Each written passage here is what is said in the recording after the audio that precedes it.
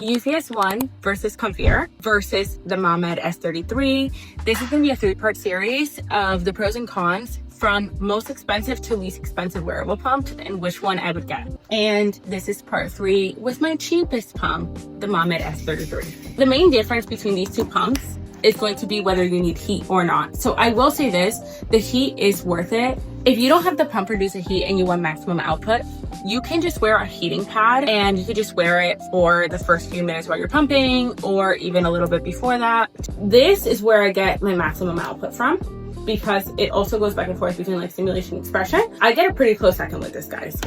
I think this is the one I would start out with. This is the only pump that actually comes with its own case, so you can take it with you wherever you go. Also, the only one of the 3 that comes with the screen, so you can see how much time you're pumping, how much time you have left, etc. It also has a pause button with which the UFIs don't. So if you've been pumping for 10 minutes, you need to pause for a second to go somewhere.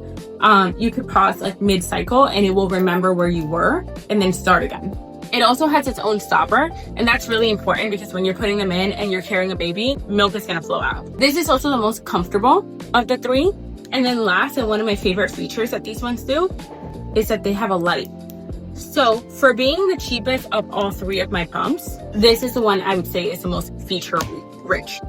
If you don't need the heating element, this is the one I would get. So the only difference between these guys and these 2 guys is gonna be the heating element. I can even wear this one in a strapless bra and it's pretty comfy and it stays exactly where it needs to stay. It does exactly what it needs to do. So I actually think that's pretty amazing and the most flexible of the 3. I hope that helps. I know I was looking for these kinds of reviews early on, which is why I'm making this video, and I love you.